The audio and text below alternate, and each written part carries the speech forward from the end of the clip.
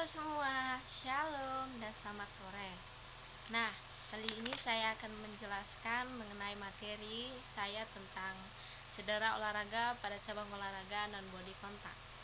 Nah, yang dapat kita simpulkan itu ialah cedera olahraga pada cabang olahraga non-body contact ini biasanya terjadi tanpa adanya kontak fisik secara langsung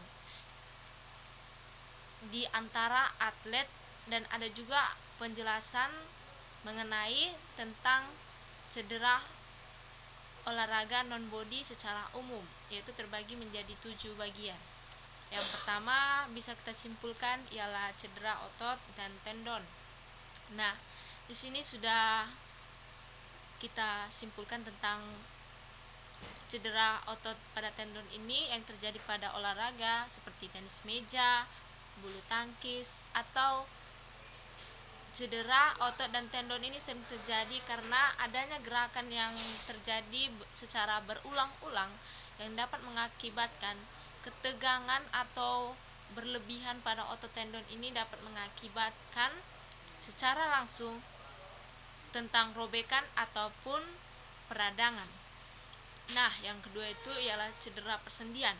Cedera persendian ini yang sering terjadi di sekitar kita, yaitu terutama dalam berolahraga yang perlu banyak gerakan persendian seperti lutut, pergelangan kaki atau bahu, yang dapat akan mengakibatkan tekanan yang berlebihan seperti atau gerakan yang kita lakukan itu salah.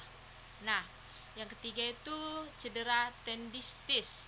Nah, cedera tendistis ini adalah peradangan pada tendon yang bisa terjadi dalam olahraga seperti tenis, panahan, blowing, karena adanya gerakan secara berulang-ulang atau membebani pada tendon. Nah, yang keempat ini ialah cedera stres. Cedera stres ini bisa terjadi baik olahraga maupun yang berada di sekitar kita, yang seperti lari jarak jauh atau melompat. Atau cedera stres pada tulang dapat munculnya karena beban berulang-ulang pada tulang, terutama jika pemulihan yang cukup tidak diberikan. Nah, yang kelima ini cedera pelaratan.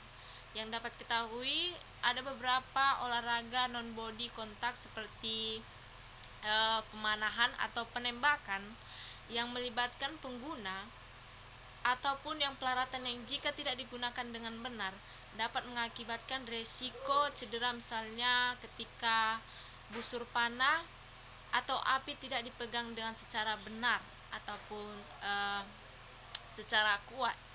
Nah, yang keenam ini cedera akibat kurangnya pemanasan. Nah, cedera akibat kekurangnya pemanasan ini memandai sebelum berolahraga dapat meningkatkan resiko cedera pada otot dan juga persendian yang sering kita alami. Yang terakhir itu ialah cedera jatuhnya atau terjatuhnya tersandung. Nah, meskipun di dalam olahraga ini yang sering kita ketahui tentang cederanya jatuh ataupun tersandung baik di dalam olahraga, tidak ada antara kontak fisik dengan lawan dalam olahraga, seperti halnya dalam lari yang dapat di sekeliling kita yang dapat kita lihat itu ialah berolahraga dengan sepeda, nah, ataupun skateboarding. Nah, pada atlet ataupun masih beresiko cedera akibat jatuhnya atau tersandungnya yang sering terjadi kepada atlet saat bertanding. Nah, pentingnya juga kita mendapatkan pemanasan yang cukup bagi tubuh kita supaya